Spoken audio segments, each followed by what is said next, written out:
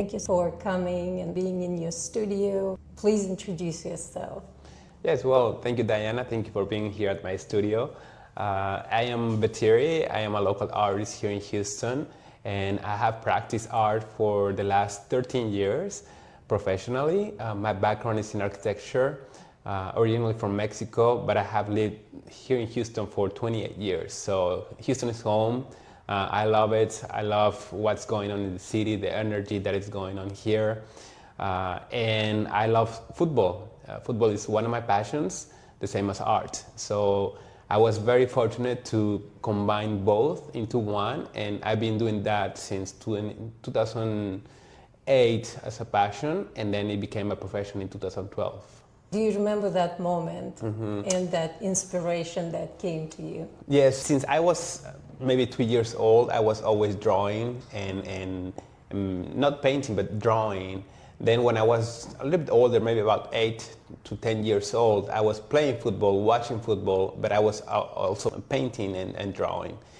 Then I developed asthma, so I couldn't keep playing football. I was just watching it, but I kept drawing and painting. So it was just a hobby for me to paint and draw football. I don't know why, maybe it was a frustration for me because I couldn't keep playing, but I was always just drawing the players and the emblems, just different details of football. And then when I migrated to the United States in 1997, I was 15 years old. I didn't know what career to choose. So I decided to do architecture because that's the masters of the creative fields. And that allowed me to actually learn the process in a different way, to have a vision, to have a broader, just a vision on how to develop a concept. And I used that when I graduated from architecture. I was working as an architect.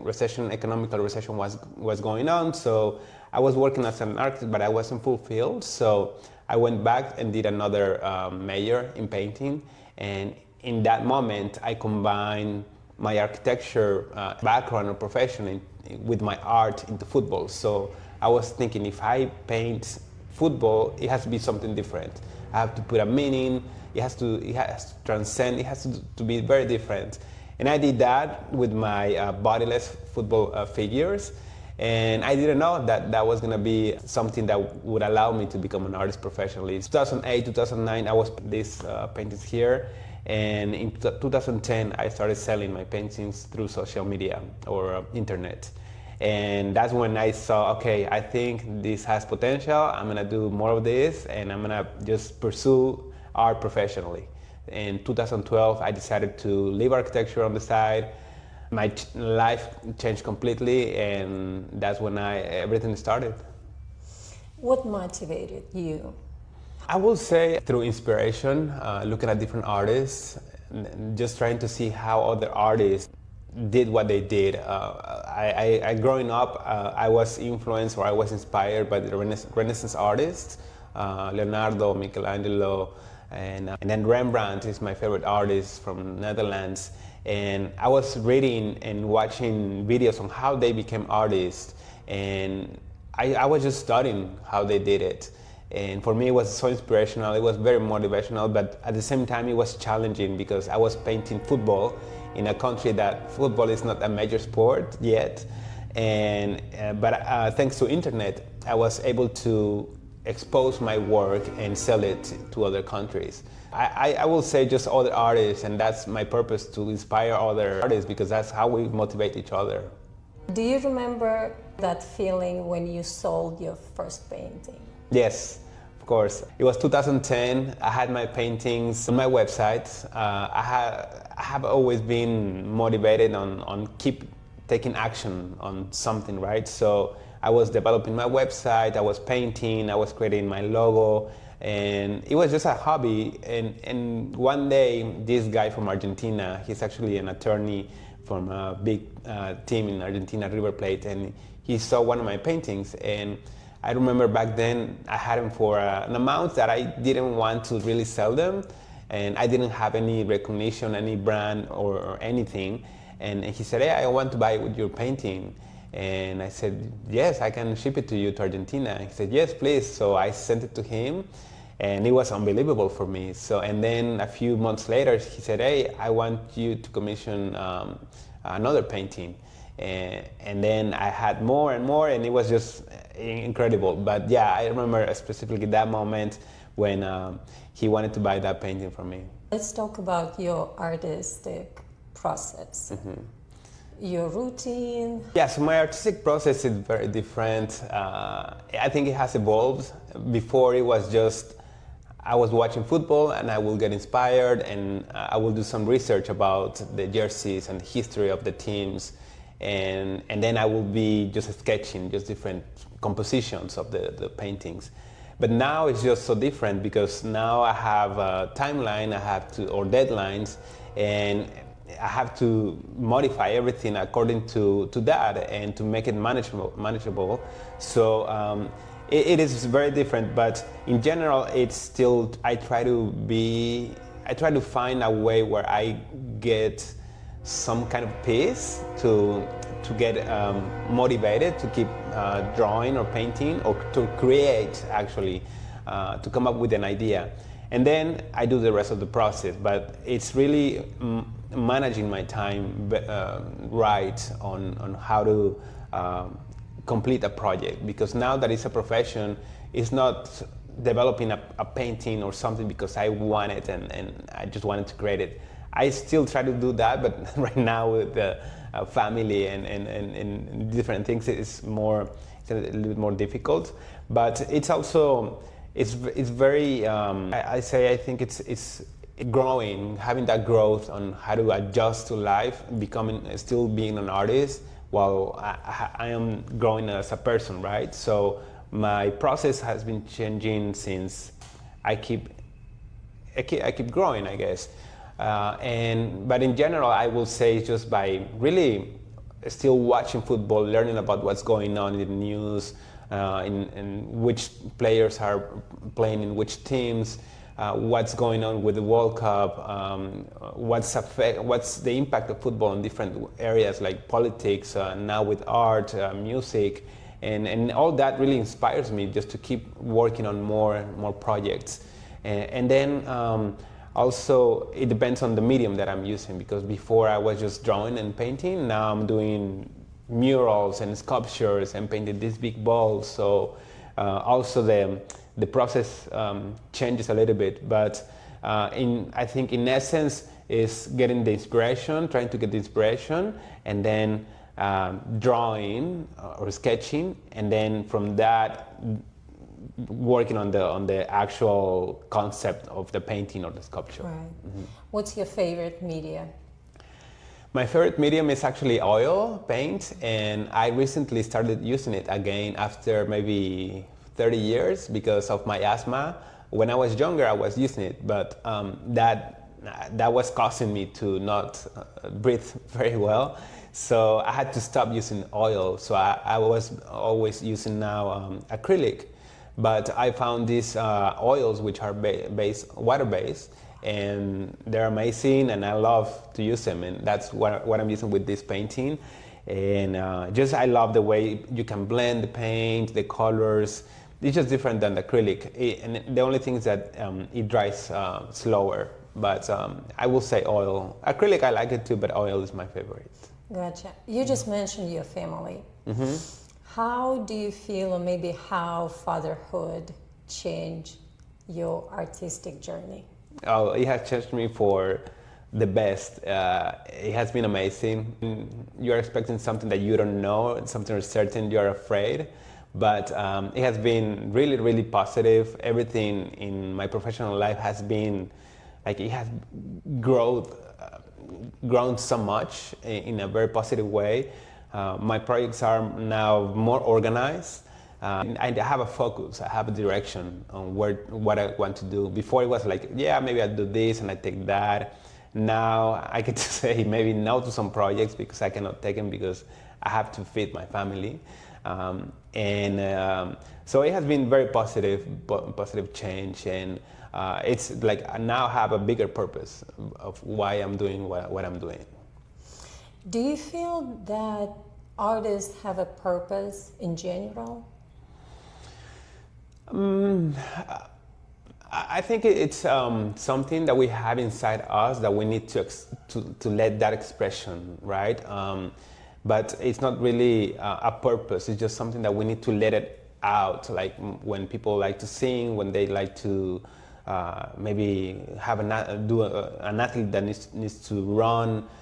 You need to get that energy out of you. So I think we have that as artists that we need to let that out, but not really a purpose. So I think it's important to have that in mind, and it's kind of a tricky because when you put your mind or that pressure that you need to have a purpose, sometimes it's like, okay, what to do? You start thinking, you do things just for the pressure of having a purpose that may not be very authentic.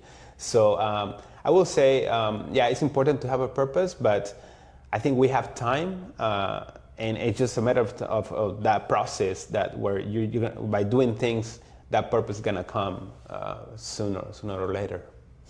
A lot of artists compare themselves. How do you feel about that? Yeah, but I think as human beings, we all compare ourselves with everyone else, and I think that's normal.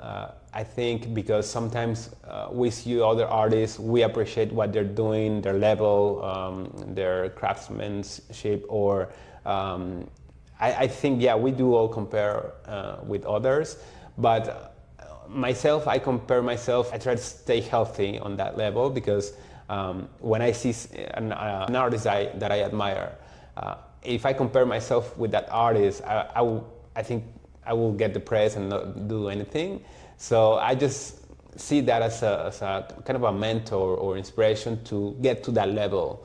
And so I think it's okay to compare yourself, just to stay healthy or to have conscious that you have to stay just healthy on that side. What challenges you can share? Yeah, I have many challenges. I have had many challenges, and I think it's the nature of our career of being an artist that you don't have a path, you don't have a manual or instructions on how to become an artist. Most of the times, I think now you have some resources online, but in general, because this is something that has to be through you, this is your own expression, it's hard to know what you're doing right, what you're doing wrong. So I think I have faced so many challenges. I think the most common is combining this into a profession, making it into a business. So I had no financial or business background, and that has been a challenge for me.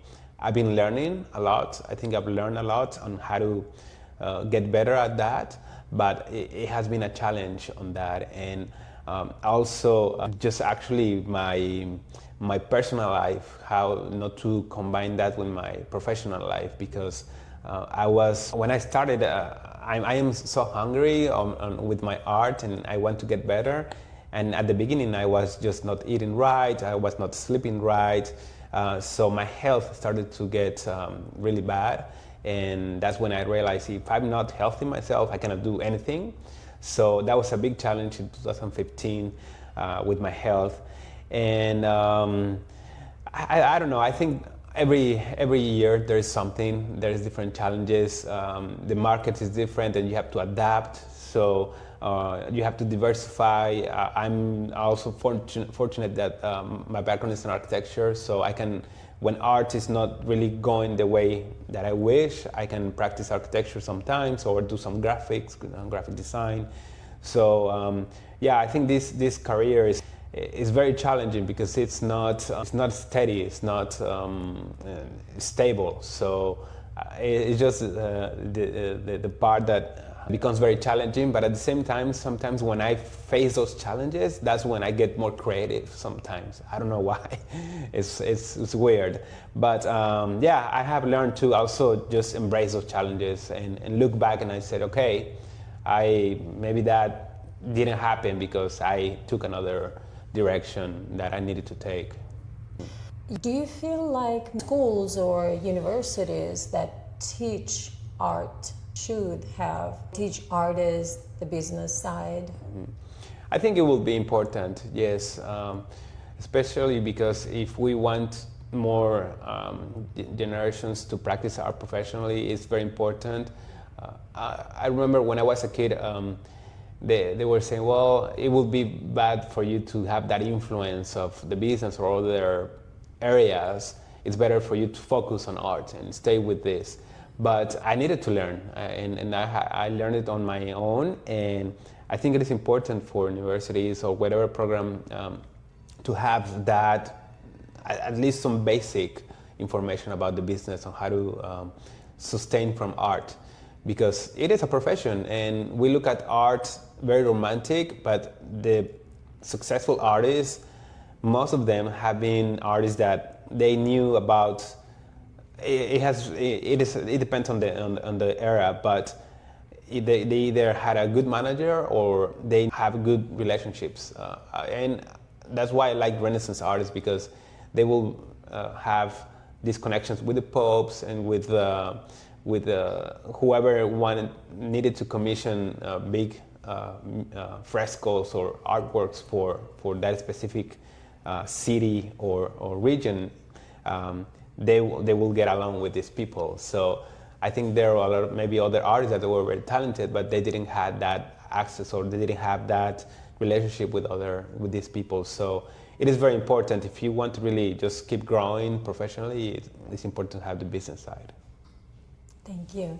How do you feel the Houston change since you started? That's an interesting question, because actually when I came to Houston, I remember seeing very, very little art in Houston, and also as an architect and designer, design, architecture, space, urbanism wasn't a priority for this city. It has been evolving and changing, which I love.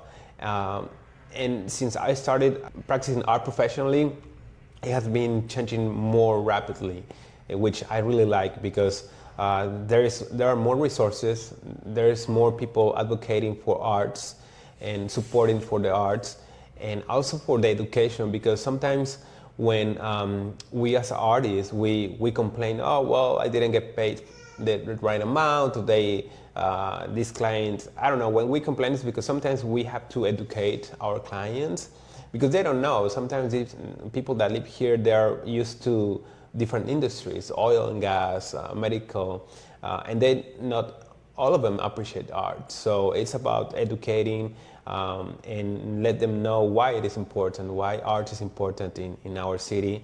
The big opportunity that I see is that because it's a very young city, we're just developing as an artistic city as well. There are a lot of opportunities, and there are a lot of fresh ideas that we can create and develop. So I guess also I feel very grateful and lucky that I live here, because I developed this concept of football and art in Houston, which maybe if I was in New York, LA, or another city, it wouldn't be taken the same, I guess.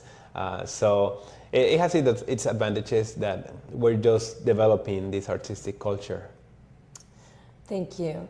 You travel a lot, all over the world. Which city inspired you? Mm-hmm. Yes, I have been very fortunate to travel because of my art, and every World Cup that I have attended, it's a big inspiration for me. I get to see the fans, the experience of a World Cup, which is unique in every country, just wonderful. But the one trip or travel that I had that really impacted me was when I took my paintings to Italy, to an exhibition in Milan. And just before going there, I had already publications and people complimenting my work. It was just amazing on what they were talking about my paintings, because in Italy they love football and they love art. So reading these compliments, it was just like, wow. I was expecting to feel something nice, but that was like, okay, I didn't believe that was about my work. And that's when I realized, okay, I think I'm on the right path of doing this, painting football, because it is something that right now, the World Cup coming next year, and in every country, football is it's crazy. It's a phenomenon. So Anyway, yeah, Italy, it was my best experience. Houston is going to have a big world championship. Houston is very excited. What's your plans? Yes, so 2026 World Cup, Houston, we're hosting seven games. I have been preparing myself for now a year and a half for this World Cup. Every time there's a World Cup and I have had the opportunity to exhibit, I prepare myself 1 year ahead. This time has been 2 years or more, and really with the purpose of getting better at what I'm doing and really to be a good host for everyone that is coming and visit Houston, because it will be just a once in a life experience, and it's so exciting. I am getting ready, preparing with more paintings, more concepts. These are new sculptures, these big balls that I'm painting for different businesses, a new concept linking or tying professionals to football. So I'm painting their professional objects. This is a radiologist, a doctor that he likes wine, he likes tequila, he likes farming, and then he likes football. So here are some of the elements. There's an X-ray. His background is from Norway, so that's a church very typical from Norway. So I'm combining all these elements into one composition, and that's a new concept that I wanted to create. Besides what I have with my figures, bodiless painting that I have. So I have a lot of projects. I had to really take leadership initiatives to say, okay, I've been doing this for 12, 13 years, so now let's collaborate, let's work together, let's do this in a bigger scale. And I have this year I already completed a lot of different projects, which entails film and exhibitions and in these paintings. And next year there will be more. There will be murals. There will be more sculptures. A bigger physical space with more art.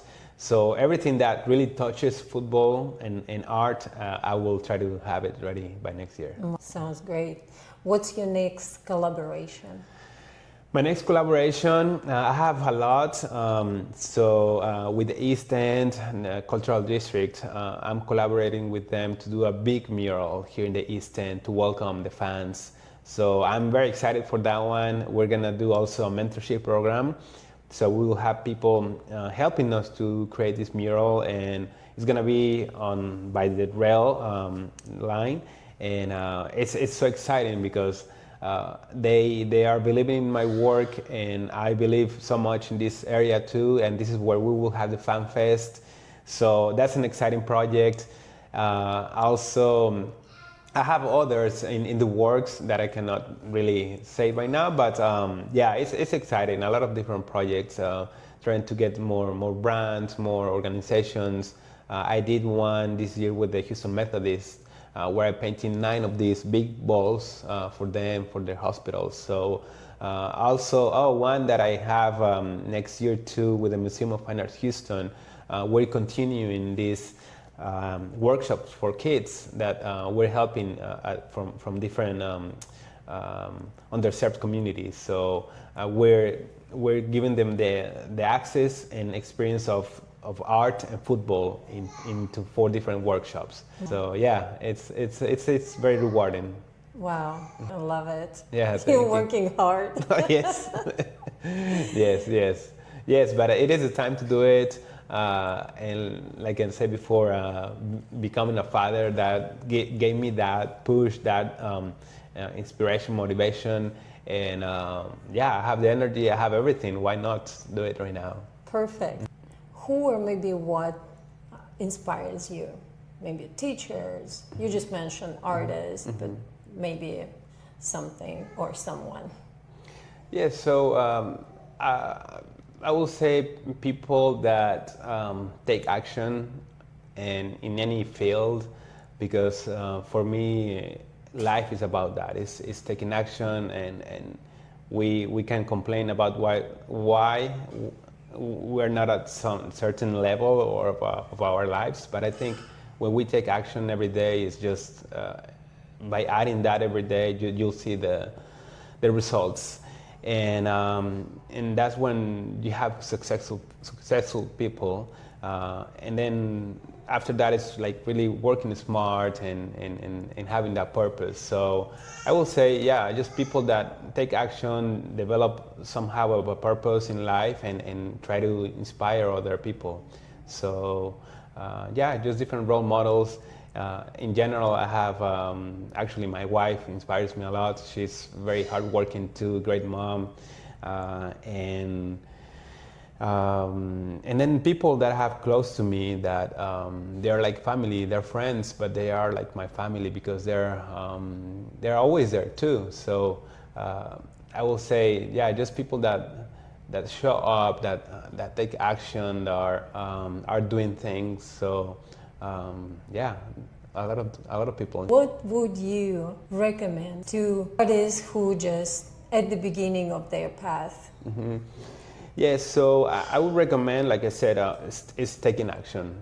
I know we all have fears, but if you don't start with something, you don't know what's gonna happen. And yeah, you're gonna have mistakes, but then you learn. And I will say just start taking action, and after that also, or at the same time, just educate yourself, because sometimes in this moment in life, there's so much information out there that really, what I see sometimes, artists that are maybe standing out is because they may have some sort of education, and also know that you're gonna do this the rest of your life. Because if you are gonna do this for some trending moment, I think it's okay, but the impact that you can have is larger if you know that you're gonna do this the rest of your life, because you're gonna have more time, you're gonna do more mistakes, but you're gonna have more success too. So I will say, yeah, just keep taking action, and then trying to get better at yourself, trying to grow. I think it's good to change every time, like to evolve. For me, one of the things that I have changed a lot is the way that I communicate. I used to be very shy and introverted, and I hated to do this, but now I feel more comfortable, and I push myself every time to do it. But if I didn't do that before, I mean, I wouldn't be growing with my art, and it's so important to communicate your ideas. So just keep trying, keep doing things, keep taking action, and also keep good values. Right, right. To really stay authentic within yourself, sometimes we try to compare ourselves and try to be like the person that we see. But when you do things that are not trending or are not really, when you just listen to yourself, your inner self, it's when really things happen, when magic happens. So really just try to stay authentic, not have the fear of having that mistake. Thank you for sharing this perspective. My last question. If you would collaborate with anyone in the entire world, even maybe with someone from the beginning of humanity, Wow. who would that be? I will say it will be amazing to collaborate with Leonardo da Vinci. Yeah, he was a master. Thank you so much. It was such a pleasure, and I wish you all the best. Thank you. Thank you very much, Diana. Hello, welcome to my studio. I am Betirri. I'm gonna show you around. So we have here a lot of my projects related to football, and some of them for the World Cup next year. So I'm gonna start with this one, which is a new sculpture that I started with my concept of bodiless football players. So I really wanted to create something different as far as the sculpture and using different materials. So I started using mesh. I have this wire mesh, and then I have preserved moss. So really trying to link nature into my work, and and express that subject of footballs. And I try to have some movement. So I have the mesh as a skeleton, and then the moss to give it some color, and also to have it give it some motion. So this is one of them. It was actually the first one. And then I have here some of my graphics that I have about football. This is about football, bringing people together. I have number 10 Pelé, the King Pelé, and then graphics about Houston. When they announced that Houston was going to be a host city, I created a couple of designs for Houston. And then history about football, so the evolution of the footballs and the evolution of the football boots. Then I have here some of my Monday Night Football series, which is screenings about past World Cups that we're watching every third Monday of the month. And we're gonna have 1986 Mexico World Cup, December 15th at Discovery Green.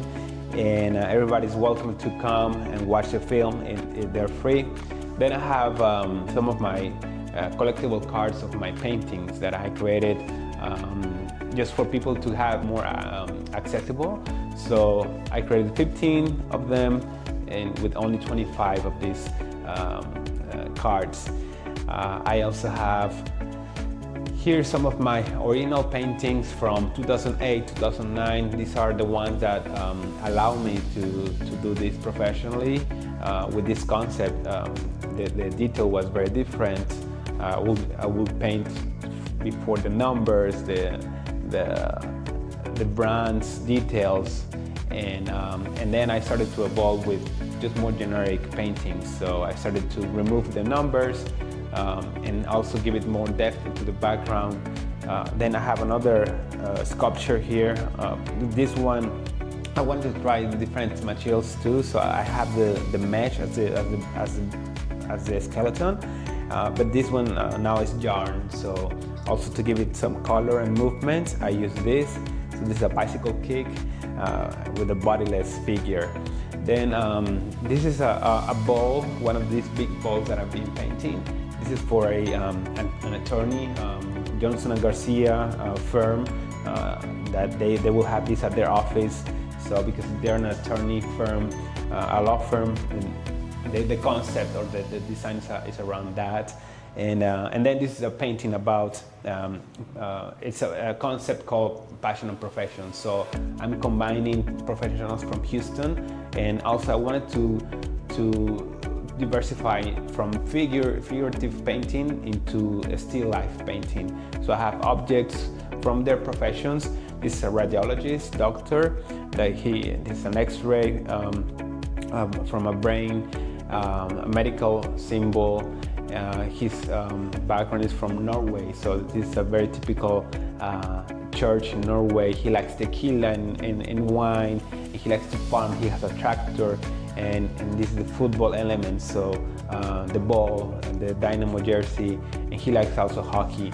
So all these elements are into one composition, and you have different views. So you have the top view, the side view, and the top or bottom view.